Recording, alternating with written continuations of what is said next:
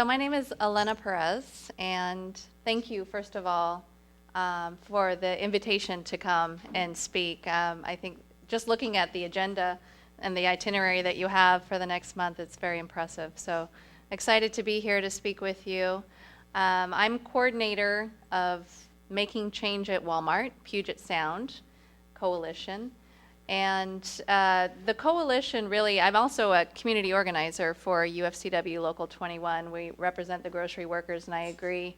It's a huge relief that we didn't have to strike, but our members were ready to.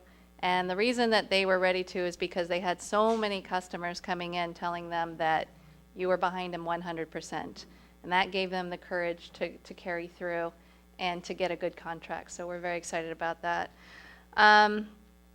But as part of my work as well, the Making Change at Walmart, it's a campaign that's been going for about 2 years now. It's the latest iteration of past campaigns highlighting the way that Walmart operates. Before it was a wake up Walmart, and high cost of low prices is a movie that came out right around the time that Wake Up Walmart was really highlighting the way that Walmart impacts workers' lives and all of our lives, frankly. And so the Making Change at Walmart Puget Sound Coalition is a coalition of over 24 organizations locally, of faith organizations, small business, food justice, women's rights, immigrant rights organizations, all coming together, recognizing that in order to rebuild our country, in order to rebuild our middle class, we really do have to tackle Walmart. And so we're in this together. And why Walmart? How many of you are somewhat familiar with Walmart and how they operate, and if we've done our job well? Good, lots of hands. So the title that I had on the first page was Change Walmart, Change Our World. And partly that's because that's Gerry's phrase that he uses a lot. Gerry's going to come up and talk to you soon. He says, if we can change Walmart, we can change the world. And it's not really that much of an exaggeration. There's a lot of truth to it because Walmart is the world's largest employer. There's about 1.4 million workers in the United States that work directly for Walmart, and over 2 million worldwide that are employees of Walmart. That doesn't include all of the workers who work through Walmart's supply chain, the ones that make the clothing that Walmart buys, the ones that work in the seafood plants where Walmart sources their seafood, the ones that work in the warehouses that move exclusively Walmart product. So just the workers who work on the retail end, it's over 2 million worldwide and 1.4 million in the US, the world's largest employer and the largest employer in the US. And so Walmart really, the way that they operate impacts all of us. They impacts those workers directly, and then impacts their families and impacts their communities. And beyond just the sheer millions of workers that are impacted by Walmart, also the amount of wealth that has been amassed by 6 heirs, the 6 children of Sam Walton who founded Walmart, are the world's richest family, certainly the richest in the country. And they have amassed wealth that is equal to the bottom 42% of all American families. The bottom 42% of all American families have wealth equal to these 6 kids, although they're adults now, but I still refer to them as kids. That's 49 million families. So with all of that wealth comes a lot of influence, because believe me, they use their money to ensure that they build that wealth and continue on this path. So the Walmart's ruling family, the Waltons, their wealth has actually doubled since 2007. And in fact, just last month, there was a new Forbes list of the 400 richest Americans, and the 6 Waltons were shown to have increased their net worth by 25% in just the last 6 months. So that is, I can't remember how many million it is, 29 billion since March is what their wealth has increased by in just the last 6 months. And they're worth about $145 billion, those 6 individuals. And this is while the vast majority of Walmart workers make less than $25,000 a year. And when you look at all that wealth, it's certainly not trickling down. Walmart is the largest user of government assistance in the state of Washington. They're the #1 user of DSHS Medical in Washington state. They have been consistently since the state has tracked that information. That means that their employees, through no fault of their own, these are workers who are working full-time sometimes, are forced onto basic health. Their children are forced onto government-provided medical because they can't get it through Walmart. They are heavy users of food stamps as well, EBT, as it's referred to now. And now that the Affordable Care Act has been implemented, I'm sure you're not surprised to guess that Walmart, more and more workers are being given fewer than 30 hours a week so that they don't even get health care through Walmart at all anymore. Many don't. And so we are subsidizing Walmart's business model. It's America's richest family, and we're still paying to provide food and health care to their employees. And they also have a very strategic method of avoiding property taxes. They regularly challenge taxes all across the country, and they find ways to shelter themselves from paying taxes. And so they're not satisfied with just having their employees, on public programs, but they're also trying to avoid taxes at any cost. And when Walmart moves in, for every 3 jobs they create, 2 jobs are lost. Or excuse me, for every 2 jobs they create, 3 jobs are lost. And the reason is because when Walmart moves in, they very intentionally undercut the competition. Sometimes mom and pop shops, they will undercut them. They'll find ways to, provide goods at lower cost. They can take a loss. This is the largest corporation, right? The richest corporation in the country. They can operate at a loss long enough to drive other businesses out, and then the prices will bounce back. But many businesses shut within like a mile, 2 miles of Walmart when they open.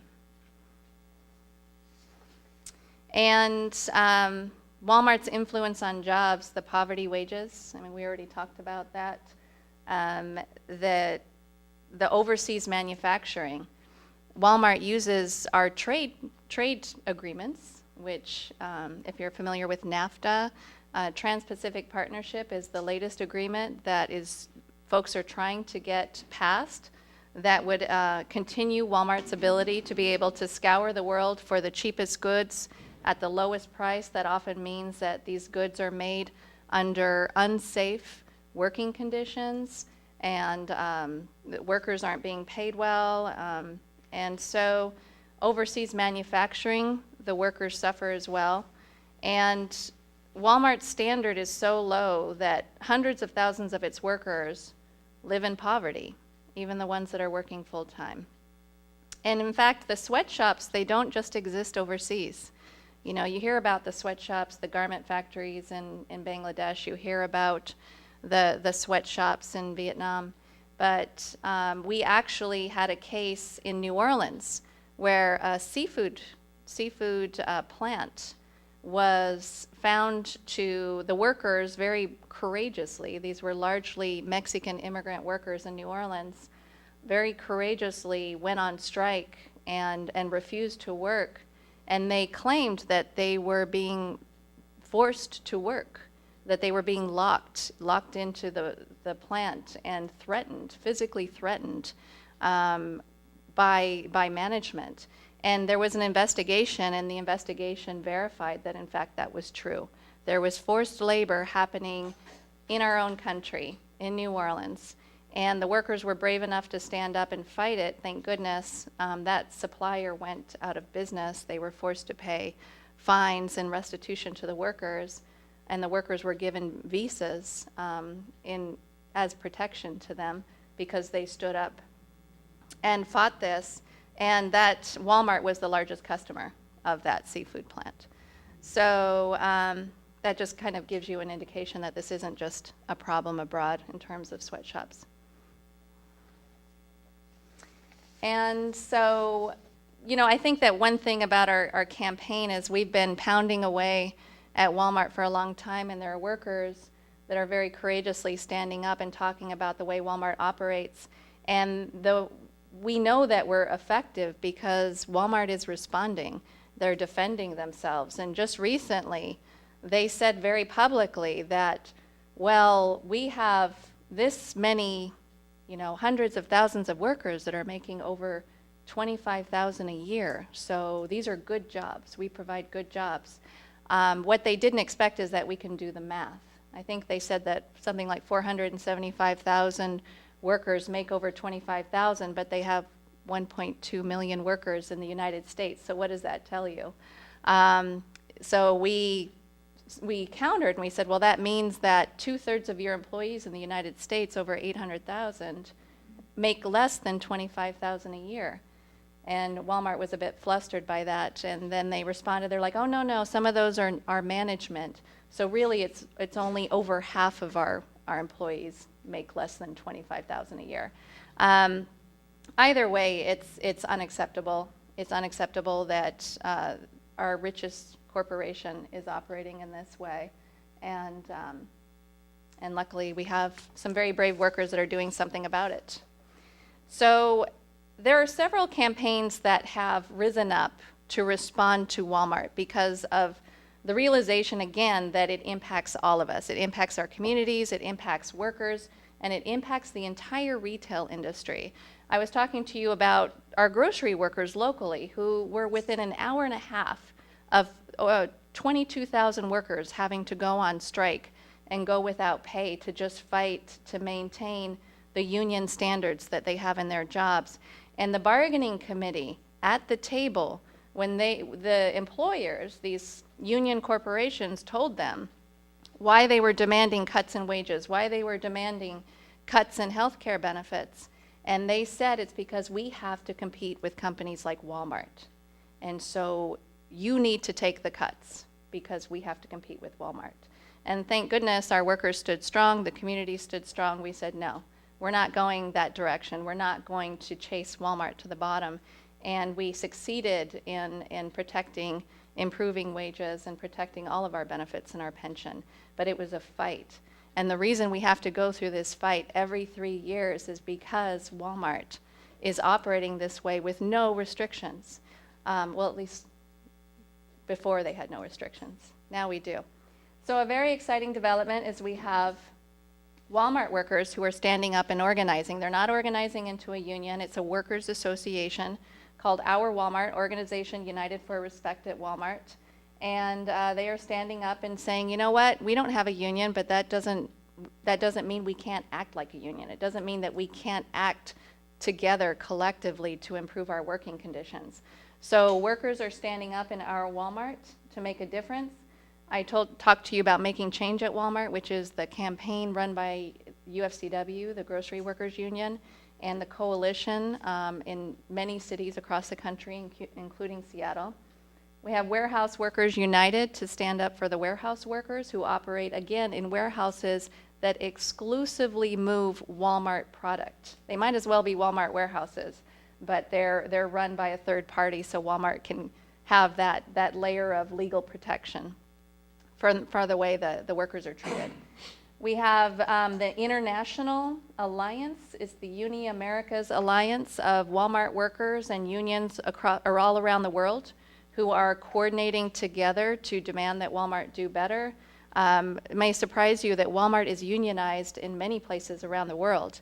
In Brazil and several other countries, they are forced to be union, and so they do. And that demonstrates that Walmart will comply with labor law and demands that workers be allowed a collective voice when they have to. And unfortunately, in this country, they just don't have to. So they don't. But luckily, we've got brothers and sisters around the world that are joining with us to put pressure on Walmart where they are union and where they aren't union. And then we have the Walmart 1% campaign, which continues to highlight the Walton family, the Walton heirs, and to demand that they do better. And so some of the things we do is we do stand by our brothers and sisters around the world, like the Bangladeshi garment workers, and I'm sure you've heard about the fires and disasters in factories in Bangladesh, where workers basically go to work not knowing if they're going to come home to their families. And many have not. Thousands have not. And in just, the last year, we've had 3 disasters. We had the Tazreen factory fire just around Black Friday weekend last year. Over 100 workers were locked into a factory for some point of time. And many escaped and many did not. Over 100 garment workers, mostly young women, died in that fire in Bangladesh. And then Kalpona Akhtar, she's a union organizer in Bangladesh. She's a courageous organizer. She came to talk about that disaster, and she brought with her Sumi Abidin, who was a garment worker in that factory, in the Tazreen factory, when it caught fire, and she jumped out of a window and survived to her own surprise, actually. She didn't expect to survive. She jumped out of a 3rd floor, 4th floor window because she wanted her parents to have her body. She had seen other situations where workers died in fires and their bodies were never recovered, and so she jumped out of the factory to make sure that her family could have that closure, and she managed to survive. So she was here. And while they were here, we got news of the factory collapse, where over 1,000 workers were crushed to death. Again, a factory where Walmart was one of the largest customers. And then just this month, another fire. 8 workers died, many more critically injured. Again, Walmart is the largest customer of these factories. And as a result of these tragedies, something good has come of it, that there's finally a pact that is gaining ground, and corporations are signing on, agreeing to pay for the improvements necessary to get these factories up to standard. But Walmart still refuses to sign on, even though these 3 disasters, they are the largest or one of the largest customers. So Walmart still isn't doing the right thing by the workers, and we will continue to stand by them until they do. And our Walmart organization, United for Respect at Walmart, this is the Workers Association, just 2 years old, is growing throughout the country. The hands represent where the workers are organizing, including in this area. And this is a picture of our local team. I don't know when, I think this might have been taken like 2 years ago when they first formed. And there continue to be really amazing, courageous leaders that are coming out of our local stores. And some of the things they do is they demand safety in the stores. This is actually at Gerry's store, Federal Way Supercenter. There were many safety hazards that were identified by workers, and they were taken to management time and time again, and the repairs were not made. And finally, they came together. They signed a petition laying out what the safety hazards were and why they had to be fixed. And they went along with community, along with people like you and me, to deliver the petition to the store manager. She's not the store manager, but she was the manager on duty. And even though despite months of raising these issues, these safety issues, they were not repaired, when that petition was delivered, that very night, one of the most egregious safety hazards was repaired immediately. And so that demonstrates the effectiveness of workers standing together. And so there was a pallet that was carrying tons and tons of product, and it was off its base. And if that had slipped with a worker underneath, they would have been killed. And that night, it was fixed. There are still other issues that haven't been repaired, but that demonstrates the power of the workers. And so Gerry is one of our strongest leaders, and he has stood strong and spoken out despite, Walmart's record of retaliation. And And he's never stopped despite everything, and they did ultimately fire him. He went on strike earlier this year, and when he came back within about 3 days, Gerry was suspended for some bogus reason and ultimately fired. Walmart has refused to hire him back. We still demand that he get his job back. Retaliation is unacceptable, and we have made that clear, and we're going to continue to fight for Gerry, but he continues to fight for his coworkers. He hasn't stopped for a second, and you're going to hear from him. And Gerry luckily doesn't have to do it alone. We're with him. This is a picture of some of the community supporters, faith allies, human rights allies, people, just regular people like you and me, who are standing with the workers. And we're going to make sure that the workers aren't alone and that we all do this together. One thing that you can do, and we'll talk about this a little bit later, but the workers are going on strike in response to the retaliation and in response to Gerry's firing, in response to discipline that's been taken against other workers who have stood up around unsafe and unfair working conditions. And so the workers are going on strike on November 12th, and we're going to be with them, and you're invited to join us. There are flyers in the back so that you can take them and give them to your friends and family as well. And here's some information. Now I'm going to ask Gerry to come up and tell you his story.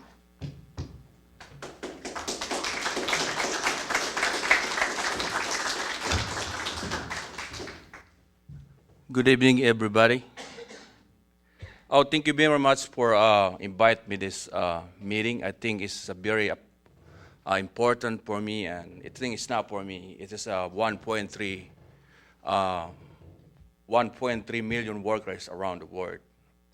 I worked to Walmart for 2006 because I was live in Las Vegas, and I was a bartender in a casino, and that's why I'm quit to my bartending, because I don't like,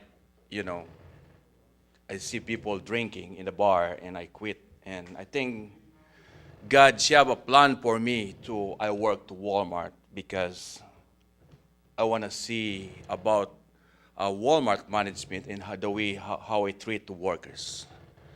And after that, 2006, and first day I worked to Walmart, and I observed, and this company, it's just the management is the very disrespected to workers. And this my personality is I always observe inside the store, but I'm working hard. And if I start to clock in and I start, work, and I stop if I break time.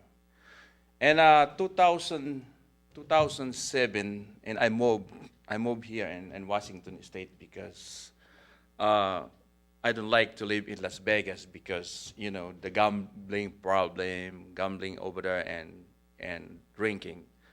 But I don't drinking, I don't gambling. And I worked this 2007 in a Federal Way store, and now it's mean I observed this inside the store in about the safety. Safety is very important to a workplace, to workers. I work to paper good in chemical, and I think like 15 pallet jack is broken. And I keep going open door to my store manager. She go, how you guys you don't replace the pallet jack? And the store manager, she respond to me, and he said, Gerry, it's no budget for buy this equipment. So because did you like you guys do, people in here is having hurt in accident or using broken equipment? And this management just keep going lying to me, and they said, Gerry, don't worry about that. I'm ordering, and I ordering, but I'm waiting for 1 year's Walmart don't order. And this is my strategy, and because I work overnight, and I encourage to my coworker for sign for about the safety, and my coworker he signed I think almost 30. My coworker, he signed that. And I bring the I bring to my store manager, and she go, this is if you don't respond this problem inside the store, and this is my coworker, he signed that already, but he keep going lying to me. And after that, and I keep going work every night and observe. And after that, I destroy my two knee because I work overload and I work people good in chemical. And I stack 20 pallet every day, every night. And Walmart management, the more you see it, the more you're working hard, the more you give you overload. And I'm not like complain that because I can do anything about that because if you agree to Walmart management, you're gonna call you in office. She's gonna threatening you, and they say, Gerry, if you don't stop what you're doing, you're gonna fire you, and you get a lot of threatening to me. And after that, I decide to file unfair labor practice. You know unfair labor practice, right? ULP. And I filed that because the management is every night is harassing me to my job place. And Gerry, she don't allowed to. You told me that she don't allowed to signing here. You're not allowed to unionize in here. See, because I'm not signing in here. I stand up my right because you guys, you don't treat the workers right. And I keep going that because it's my personality is, if it's right, it's right. I don't scare that. And even Walmart management is keep going harassing me. I don't scared. Because if it's right, it's right. And until that I'm joined our Walmart organization because, and every night is like, I feel like I'm sick because Walmart gave me an overload every night. And, this is my feelings is, and I've been praying, so, Lord, who's going to help me for this situation in Walmart? And I keep going praying. And after that, our Walmart organization, he knocked my house door, and his name is Kenny, and he said, Gerry, did you work to Walmart? She go, yes, I work to Walmart. And he asked me, hey, what's going on? She go, you know what? It is hard to work this company because you control everything. And I joined to our Walmart organization, and I keep going strong and strong every day. And I think I have a 30 open door to my store for about the safety. I don't stop that. And I told my store manager, if you guys, you don't do it right, I don't stop. Keep going inside your office. And I keep going that every day. And I go into public, and the UFCW, our Walmart, and invite me to public and telling about the Walmart story. I don't stop that.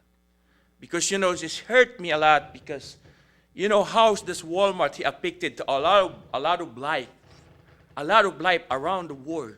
It's like me, most especially right now, to my life. I have a family to feed it, and I have a future, to my life too. But Walmart fired me for the situation because Walmart, the multi-billion dollars company in the world, and he controlled the world. Honestly, this company, I love this company. But, I like Walmart to do it the right way to workers. To do it the right way to human being. It's not, that's the own opinion, the own, on this money. It's mean, he controlled the world because the powerful, because the money. But it's not right. It's mean he affected the human being. All this us in the world is God created. It's supposed to be help each other. It is not like take advantage to people. But honestly, I love this company. That's why, what? Every night I go into work, I always customer service. I help customer a lot. And I work hard. But Walmart, she don't recognize me in how I hard work, but she don't recognize me. Walmart think about that's own money. That's it. And he said, Walmart management told me, he said, Gerry, I pay you here to work. Now, part you shut your mouth. And it's just very sad. And that's why who's going to help us? Who's going to work? I help to 1.3 million workers around the world. Us. That's why right now I don't stop. Even Walmart fired me. Like last 3 days ago, I went to Washington, D.C. and talk to people to make change to Walmart. I don't stop. If it's God used me to telling the truth and spread the word about the Walmart problem, I don't stop that.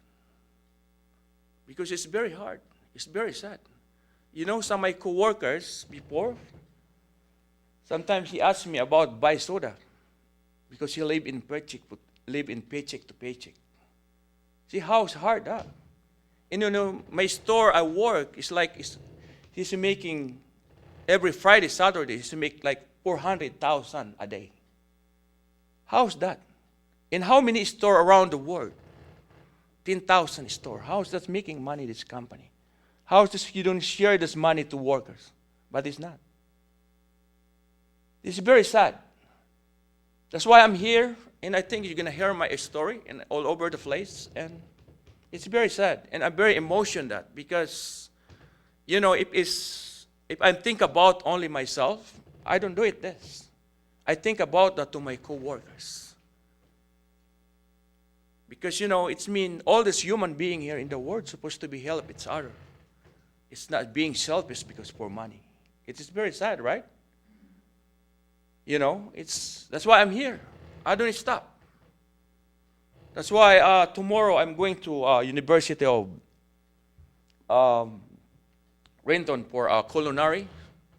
But even I going to school, I don't stop this campaign to Walmart. But I try to myself to UFCW or Walmart to help me to back to work to Walmart because I love this company to work. Because I challenged it a lot. I challenge a lot to Walmart because I stand up my right and I think if it's showing the campaign to a community to help me to back me to work, I think it's very awesome. Yeah, it's just very emotional because seriously, I think it's even my bills is hard to pay because Walmart fired me, targeting me, and Walmart he fired me for no reason, and it's like he terminated me for unlawful termination, and he suspended me for 2 weeks, and after that, and I've been calling to my store manager, why you suspended me and why you fired? I said, Gerry, it's under investigation. She go, under investigation for what? And after 2 weeks, he called me in office. He said, I'm threatening to my coworkers, and I don't do that. As a human being, I don't do that to my coworkers. And Walmart, and it's long time he targeting me, and he fired me for no reason. And now as I'm looking for a job and my family suffer for those. That's why I need you guys' help. I think it is very important to write this coming Black Friday to if you guys have support our Walmart to make change to 1.3 million workers around the world. I think it's very awesome. It is my story. I think you heard my story, and thank you so much for hearing my story.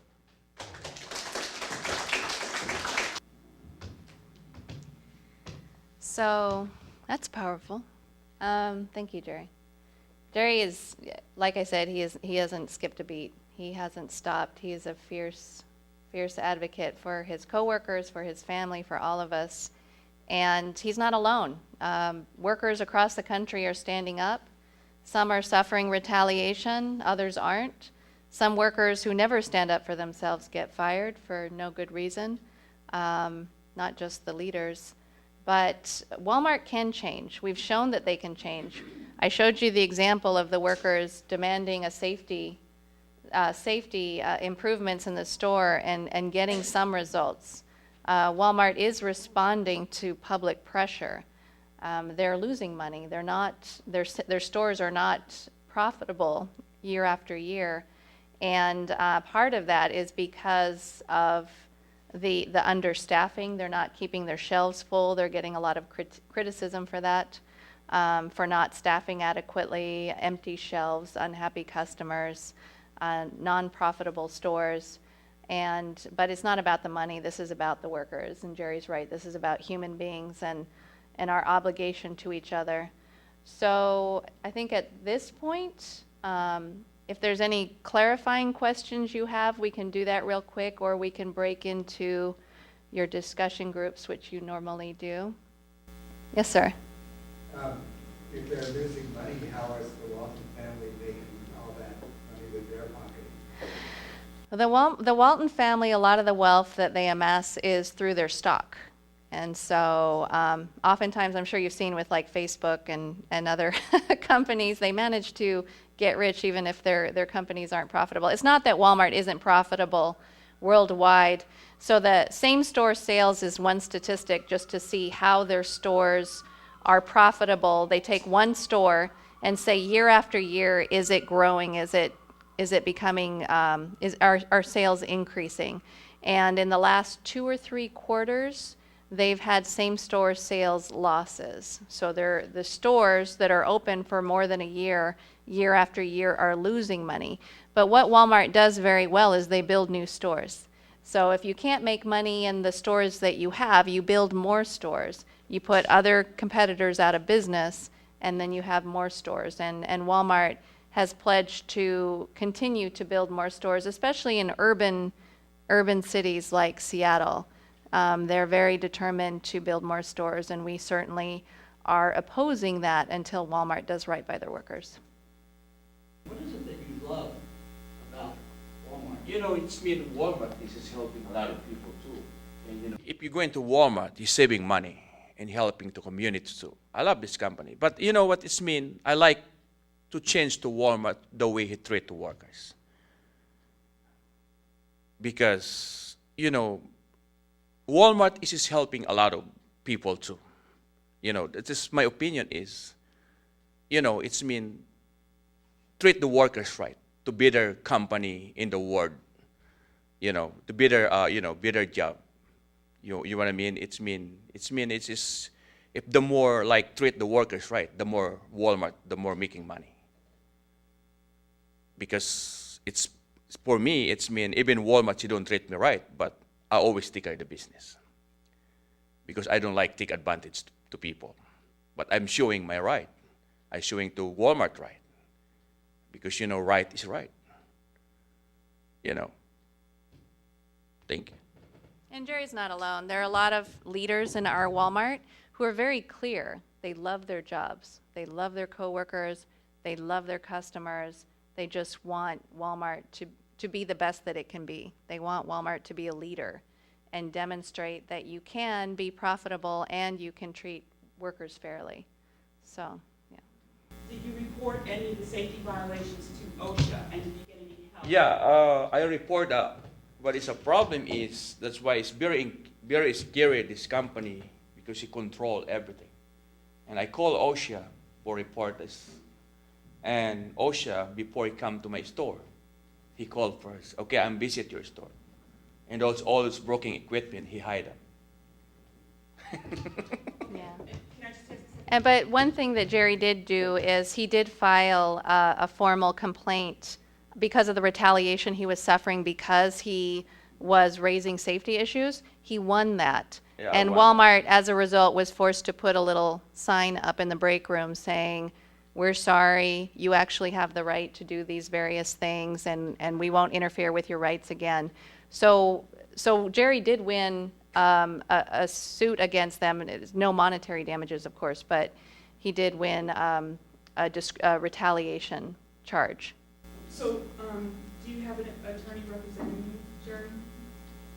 For, Or unlawful termination?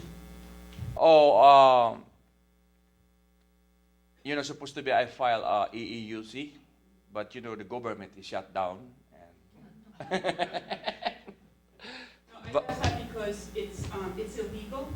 You can fire employees for any reason as long as it's a legal reason. And it sounds like it has to be investigated. I have no attorney about that right now. And You don't have an attorney? No. Okay. no, I have no attorney about that. And that's why, I decided to go into school for culinary because, and it's like I have a kids and I have a family too, to feed it. That's why, yeah. I thought I heard that there was a suit against Walmart for sex discrimination, women were not being promoted as separate, and you know how that's going, or what happened with that? Well, there was the largest class action suit filed in the history of the United States against Walmart for gender discrimination, and then the Supreme Court famously blew that out of the water by saying that you can't file a class action lawsuit. It was basically a too big to sue argument, that if you're that big, all of the women have to demonstrate that they were discriminated against in a similar way, or that, so basically what the Supreme Court did was limit the possibility of large-scale lawsuits, class action lawsuits like this in the future.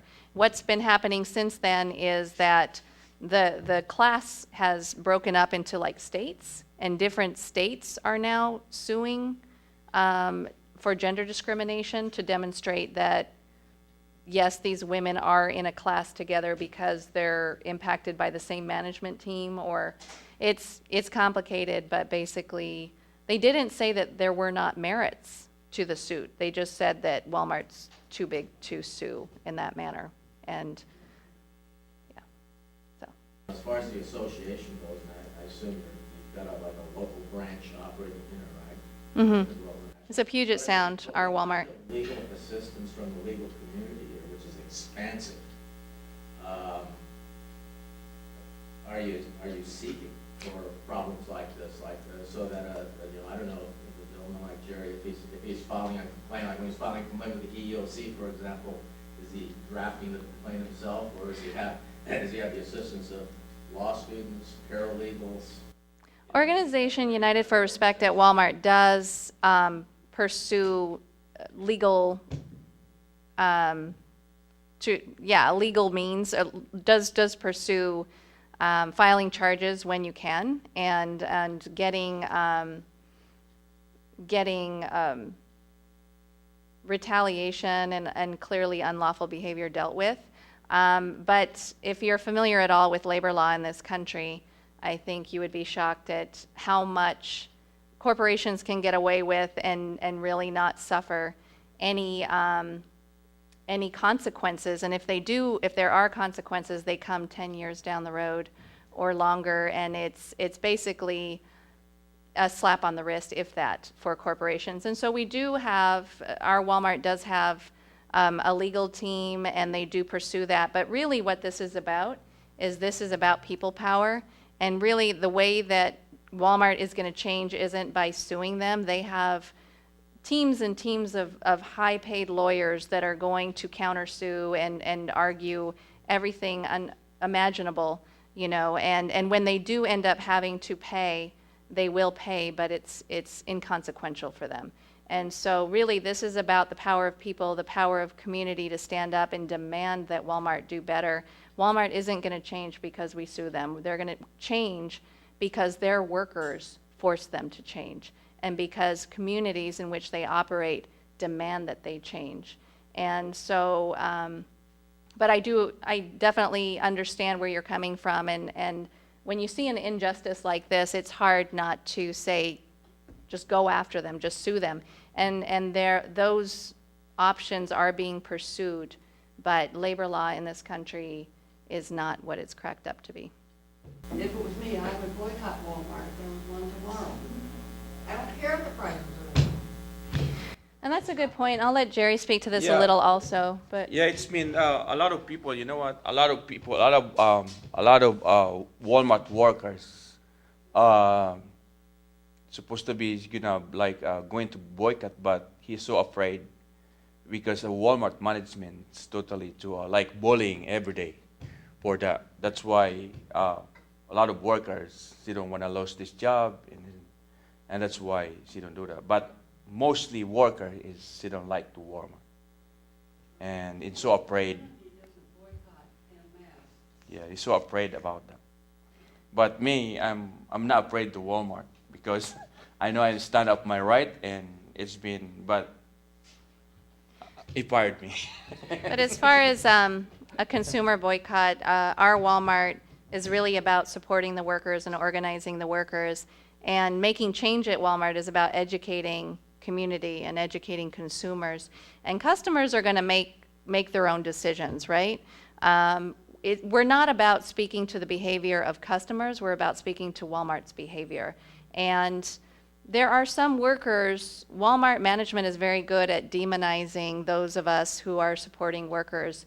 And they have meetings with workers and say, look, you know, they want you to lose your job. They want you to lose hours. They're saying people don't shop in your stores. That means you're not going to get your hours. You're not going to get, you know, the paycheck that you need to feed your family. So Walmart management is very good at spinning things and making us seem like we're the enemy. And we don't want to feed into that. And we also are really focused on Walmart's behavior. Consumers are going to make the choices they're going to make. Some customers are going to continue to shop. If they continue to shop, we ask them while they're shopping to let the workers know that they're supporting them and that they stand by them. The workers who choose not to shop, that's fine too. That's their decision. The consumers who choose not to shop at Walmart, we ask that you continue to support the workers through the protests. I thought for a long-term strategy, unionizing or raising the state or local minimum wage would be a proper answer. Well, basically, we just, the way people could help is to actually go out to the rallies. The rally on the 12th and the rally on Black Friday, I think are the next ones. If Walmart sees not just dozens of people, but hundreds of people, that's going to put a lot of pressure on them. Because they're going to worry about what their customers are going to think, all that kind of stuff. So the more we can help the workers inside actually organizing, the better off we're going to be. I mean, I think people should remember that in the 1930s, people said, General Motors, which is the biggest corporation in the country at the time, you can't organize General Motors. They're too vicious, they're too big, they're too rich. And yet that was the domino at the top of really got the labor movement going. So there's those kind of things, and also I think just raising money. I mean, the organization, our Walmart, and the other coalition probably needs money, I would guess. We're definitely asking folks who are interested, either churches or individuals, if they want to do a fundraiser to support workers like Gerry who have suffered retaliation for doing the right thing. Yeah, that's very welcome. And absolutely supporting the organizing is key. On the environmental impacts, Walmart, when they tried to recreate themselves with this save money, live better theme, they basically pulled out all the stops, and we were just chatting in the back of the room. I don't know if the statistic is correct, but I think that Walmart spends about $60 million a day on image. And it's shocking how much money they spend, but this is, you know, across the country, television, commercials, spokespeople, everything under the sun. And one of their big pushes was the greenwashing, saying, Walmart, we're going to put green roofs on top of stores. They got a store in Portland, Oregon, but they're putting a green roof on it and saying, look how wonderful we are. And we're going to let researchers go on that green roof and do their research. And we are, you know, the beacon for environmental responsibility.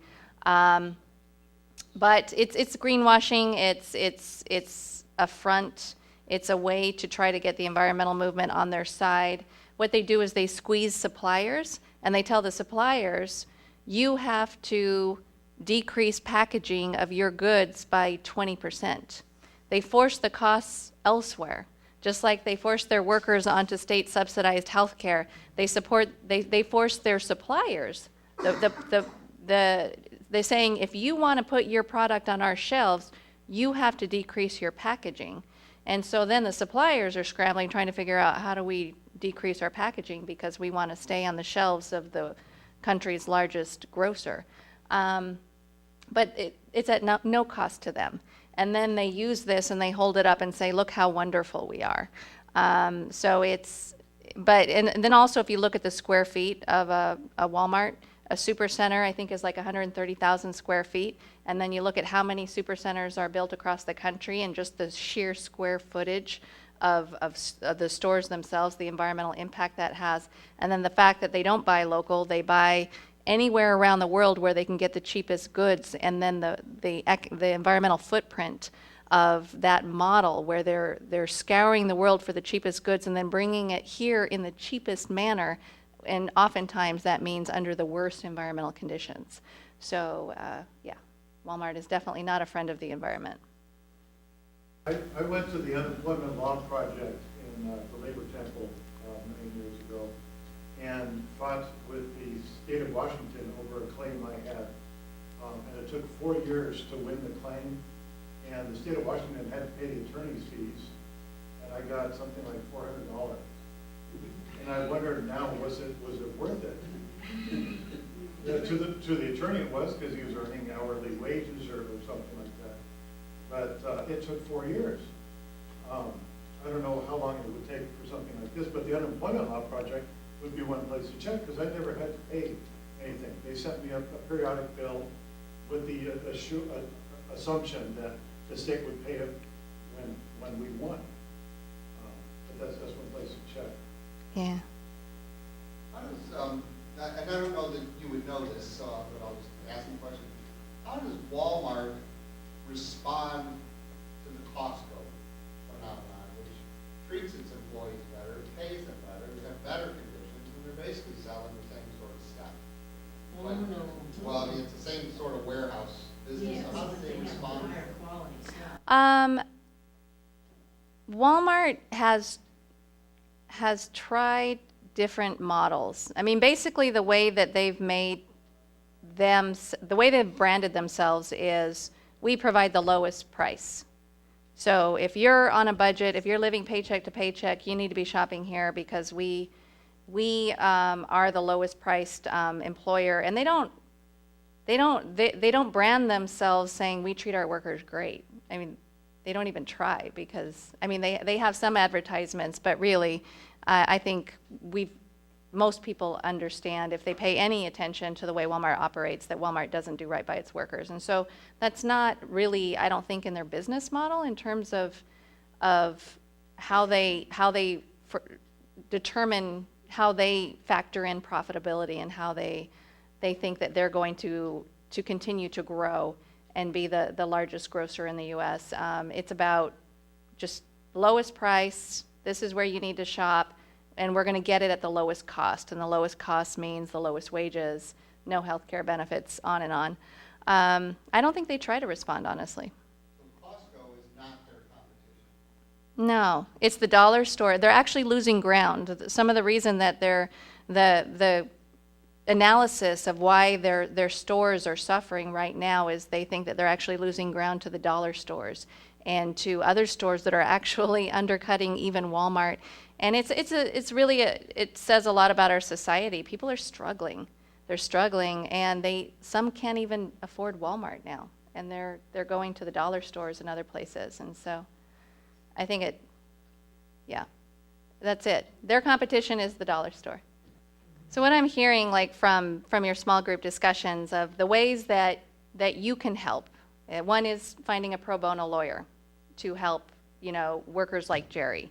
One way is to turn out en masse to any strike or any action where the workers, right on, brother, the flyers are in the back, where the workers are fighting for their rights and just need us backing them up. Another way is taking action yourselves. And actually on the Black Friday, I think it's blackfridayprotest.org. You can go on and you can adopt your own store. So we are going to have a Black Friday action at one of the Walmart stores in our area, but there are another 20 stores in the Puget Sound that won't have an organized action by us. And so if you wanted to get some of your neighbors or your congregation together and say, we're going to take the Mount Vernon Walmart, we're going to take the Federal Way Supercenter, we're going to take the Covington Walmart, and we're going to do an action on Black Friday ourselves, there are resources where you can organize it. There are flyers that you can download, and you can You can take charge. So there are ways that you can do that yourselves. And I think it's really that commitment. We need a long-term commitment because Walmart is responding, they're reacting, but they're reacting in ways that aren't improving the workers' lives. They're paying more money into PR, they're getting better commercials, they're giving money to churches and local organizations and trying to be the do-gooder in the community, giving money to food banks. But they're not putting the money where it needs to be in supporting the workers. And so we need to be in this for the long haul. And Driving their workers onto the food banks and then giving money to the food banks. exactly. Exactly, because the food banks are stressed. And we have a sign-up sheet in the back, so if you want to be involved, the Making Change at Walmart Coalition, that's what it's about. It's not just organizations, it's individuals who we have a rapid responder list, and we find out what store you live closest to. And basically somebody that says if there's a fight, if workers are going to deliver a petition and you need customers and community members and a delegation to go, count me in, give me a call, I'll be there. And so you can sign up on the sign-up sheet in the back. And you reminded me of another way that you can help, and there are ways in public policy that we can make a difference. And so we were the first city, third city in the nation to pass first day paid sick leave law. And so if there were a Walmart in Seattle, there's a Sam's Club actually, they're now forced to do the right thing, at least by that law, and give the workers first day paid sick leave and allow them to accrue that. That needs to be expanded statewide. There's the $15 minimum wage movement that's nationwide, but it's also growing more and more, not just at SeaTac Airport, but now there's buzz around something like that moving in Seattle. And so we can force Walmart to do better through our laws also. It's unfortunate that that's what has to happen sometimes, but you know, we do what we got to do. So support public policy that supports workers. Big money is going to come in and tell you all the reasons why it's going to hurt you if you support that. Your prices are going to go up. Look at the GMO labeling stuff, right? So there's going to be a lot of money telling you it's not the right thing for you and your families and your community. Don't do this. Don't increase the minimum wage. Don't do that. And just try to see through that and support workers. And then we'll continue with the worker organizing, and between all of us, Walmart will change. It will change eventually, right? Got to have hope.